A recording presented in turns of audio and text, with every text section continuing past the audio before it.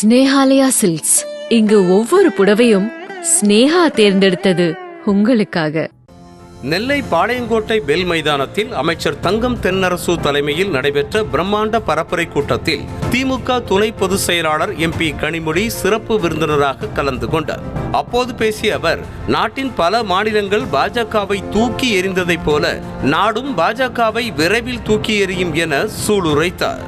அதோடு பாஜகவின் வெற்றி நாட்டின் தோல்வி எனவும் அவர் கூறினார். தமிழ்நாடா இருக்கட்டும், கேரளாவா இருக்கட்டும், கர்நாடகாவா இருக்கட்டும், தெலுங்கானாவா இருக்கட்டும், பஞ்சாபா இருக்கட்டும், டெல்லியா இருக்கட்டும், வெஸ்ட் பெங்காலா இருக்கட்டும், இப்படி எத்தனையோ மாநிலங்கள் இந்த பாஜகவை தூக்கி எறிந்து விட்டது. பிஜேபியின் வெற்றி என்பது இந்த நாட்டின் தோல்வி என்பதை நாம் ஒவ்வொருவரும் உணர்ந்து கொள்ள வேண்டும்.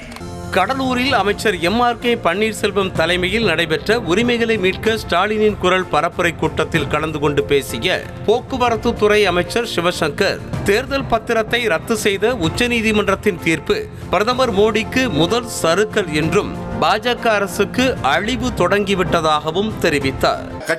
அரசியல் கட்சிக்கு ஒரு நிறுவனம் பணம் தருகின்ற பொழுது அது பொதுமக்களுக்கு தெரியாமல் தருவதற்கான ஒரு வசதியாக ஒரு ஏற்பாட்டை மோடி அரசாங்கம் செய்தது, அந்த எலக்ட்ரோல் பாண்ட் என்ற பெயரிலே. அதன் மூலமாக அதானியும் அம்பானியும் சம்பாதிக்கின்ற பணத்தில் பாஜகவிலே ஒரு மிகப்பெரிய பணத்தை முதலீடு செய்ய வைத்தார்கள். அதைத்தான் நேற்று சுப்ரீம் கோர்ட் சொல்லியிருக்கிறது, இது தவறான வழி, இதை நாங்கள் ரத்து செய்கிறோம், இனி இந்த ஏற்பாடு இருக்காது என்று சொல்லியிருக்கிறார்கள் என்றால் மோடி அரசாங்கத்திற்கு அழிவு ஆரம்பித்திருக்கிறது. நாமக்கல் பூங்கா சாலையில் நடைபெற்ற பரப்புரை கூட்டத்திற்கு மாநிலங்களவை MP KRN ராஜேஷ்குமார் தலைமை தாங்கினார். கூட்டத்தில் சிறப்புரையாற்றிய தமிழச்சி தங்கபாண்டியன், மத்தியில் ஆட்சி செய்து வரும் பாஜக அரசு ஜனநாயகம், மத நல்லிணக்கம் ஆகியவற்றின் மீது வெந்நீரை பாய்ச்சி வருவதாக கடுமையாக சாடினார். மேலும் இந்தியாவின் அடுத்த பிரதமரை தேர்ந்தெடுக்கும் வல்லமை கொண்ட ஒரே இயக்கம் திமுக தான் என பெருமிதம் தெரிவித்தார். ஒன்றிய அரசு ஜனநாயக மரபுகளின் மீது, மத நல்லிணக்கத்தின் மீது வெந்நீரை பாய்ச்சி வருகின்றது. நசுக்கப்பட்டிருக்கின்ற அந்த உரிமைகளை நாம் தமிழ்நாட்டில் மட்டும் மீட்டெடுக்க வேண்டிய கட்டாயத்தில் இல்லை, இந்தியா முழுமையும் காப்பாற்ற வேண்டிய கட்டாயத்திலே இருக்கின்ற திராவிட முன்னேற்ற கழகம் தேர்தல் களத்திலே முன்களத்திலே இருக்கின்றது. முன்கள படை வீரர்களாக நீங்கள் அத்தனை பேரும் இருக்கின்றீர்கள்.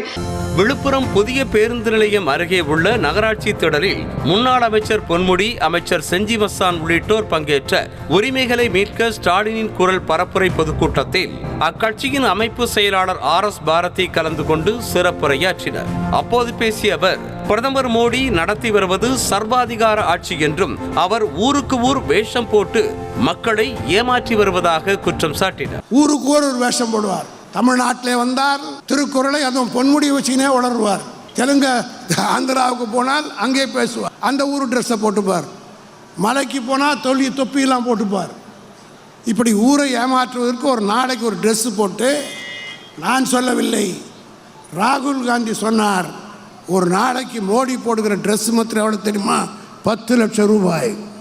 ஈரோடு அருகே உள்ள ஆனைக்கல் பாளையத்தில் MP அந்தியூர் செல்வராஜ் தலைமையில் நடைபெற்ற பரப்புரை கூட்டத்தில் கலந்து கொண்டு பேசிய பள்ளிக்கல்வித்துறை அமைச்சர் அன்பில் மகேஷ் பொய்யாமொழி, திமுகவை கண்டு பயப்படும் மத்திய பாஜக அரசு நம்மை நேரடியாக எதிர்கொள்ள துணிவில்லாமல் அமலாக்கத்துறை மூலமாக எதிர்கொள்வதாக குற்றம் சாட்டினார்.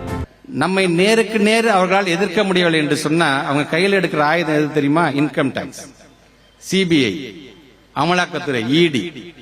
இதுக்கெல்லாம் பயந்தவங்களா நாம? அதை தான் நம்முடைய மாண்புமிகு விளையாட்டுத்துறை அமைச்சர் சொல்லுகிறார், இது இயக்கத்தினுடைய தொண்டன் மட்டுமல்ல, தொண்டன் வீட்டில் இருக்கிற சின்ன பிள்ளை கூட உங்களை பார்த்து பயப்படாது என்று அவர் சொல்லுகிறார் என்று சொன்னால் அப்படிப்பட்ட வலுவான கட்டமைப்பை கொண்டிருக்கின்ற இயக்கம் நம்முடைய இயக்கம். காஞ்சிபுரம் மாவட்டம் ஸ்ரீபெரும்புதூர் பகுதியில் திமுக சார்பாக உரிமைகளை மீட்க ஸ்டாலினின் குரல் என்ற தலைப்பில் நடைபெற்ற பொதுக்கூட்டத்தில் பேசிய அமைச்சர் மா சுப்பிரமணியன், தமிழ்நாட்டின் திட்டங்களை பார்த்தெல்லாம் மற்ற மாநிலங்களை சேர்ந்த கட்சிகள் தங்கள் தேர்தல் அறிக்கையில் சேர்த்துக் கொண்டு வெற்றி பெறுவதாக பெருமிதம் தெரிவித்தார். ஏராளமான திட்டங்களை மாண்புமிகு தமிழ்நாட்டின் முதலமைச்சர் அவர்கள் இன்றைக்கு தமிழகத்தில் செயல்படுத்திக் கொண்டிருக்கிறார். இந்த திட்டங்களை பார்த்துத்தான் அண்டை மாநிலங்கள், குறிப்பாக வட மாநிலங்களைச் சேர்ந்தவர்கள் எல்லாம் தமிழ்நாட்டில் செயல்படுத்தப்படுகிற இந்த திட்டங்களை பார்த்து, இந்த திட்டங்களின் விவரங்களை அறிந்து, இந்த திட்டங்களில் குறிப்பெடுத்துக் கொண்டு போய் அவர்கள் தேர்தல் அறிக்கையை சொல்லி அவர்கள் எல்லாம் வெற்றி பெற்றுக் கொண்டிருக்கிற நிலையை இன்றைக்கு நாம் பல்வேறு மாநிலங்களில் பார்த்துக் கொண்டிருக்கிறோம். மயிலாடுதுறையில் அமைச்சர் சிவ வி மெய்யநாதன் தலைமையில் நடைபெற்ற பரப்புரை கூட்டத்தில் சிறப்பு விருந்தினராக கலந்து கொண்டு பேசிய திமுக கொள்கை பரப்பு செயலாளர் சபாபதி மோகன், இன்னும் 25 ஆண்டு காலத்திற்கு திமுகவை எந்த கொம்பனாலும் அசைக்க முடியாது என ஆருடம் தெரிவித்தார். நான் புள்ளி விவரத்தோடு நான் பேசுகிறேன். ஒரு தொகுதிக்கு 1,10,000 பெனிஃபிஷியரிஸ் பயனாளிகள் இருக்கிறார்கள். 2024 அல்ல, எழுதி வைத்துக் கொள்ளுங்கள். இன்னும் 25 ஆண்டு காலத்துக்கு திமுகவை எந்த கொம்பனாலும் அசைக்க முடியாது.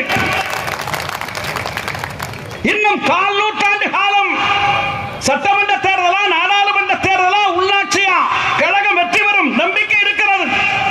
கன்னியாகுமரியில் நடைபெற்ற பரப்புரை பொதுக்கூட்டத்தில் திமுக மாநில கொள்கை பரப்பு செயலாளர் திண்டுக்கல் ஐ. லியோனி, பிரதமர் மோடி தலைமையிலான அரசு நாட்டை பிளவுபடுத்தி உள்ளதாகவும் மக்கள் பாஜக அரசை தூக்கி எறிய முன்வந்து விட்டதாகவும் கூறினார். இன்னைக்கு இந்திய பிரதமர் நரேந்திர மோடி சின்ன மீனை வைத்து குழம்பு வைக்க தெரியாமல் கிண்டிக் கொண்டே இருப்பதால் மீன்கள் எல்லாம் துண்டாகி போய்கொண்டிருக்கின்றன. இதை மாற்றுகின்ற சக்தி எங்கள் தங்க தளபதியின் ஆலோசனையில் உருவாக்கப்பட்டிருக்கும் இந்தியா கூட்டணி தான். உரிமைகளை மீட்க ஸ்டாலினின் குரல் என்ற தலைப்பில் அமைச்சர் கீதா ஜீவன் தலைமையில் நடைபெற்ற பரப்புரை கூட்டத்தில் முன்னாள் அமைச்சர் பொன் முத்துராமலிங்கம் கலந்து கொண்டு உரையாற்றினார். அப்போது பேசிய அவர், மக்களால் தேர்ந்தெடுக்கப்பட்ட ஆட்சியையும் அவர்களின் பிரதிநிதிகளையும் கொச்சைப்படுத்தக்கூடிய மனிதர் ஆளுநர் என கடுமையாக விமர்சித்தார். அப்ப பிரமாண வாக்குமூலத்தை எடுத்துட்டு அந்த பிரமாண வாக்குமூலப்படி நீ நடக்கலைன்னு சொன்னால் இயற்கையாகவே உனக்கு அந்த பதவியில் இருக்கக்கூடிய தார்மீக உரிமையை நீ இழந்து விட்டதாகத்தான் கருதப்படும். ஸ்னேஹாலயா சில்க்ஸ், இங்கு ஒவ்வொரு புடவையும் ஸ்னேகா தேர்ந்தெடுத்தது உங்களுக்காக. செய்திகளை உடனுக்குடனும் துல்லியமாகவும் தெரிந்து கொள்ள சப்ஸ்கிரைப் பண்ணுங்க.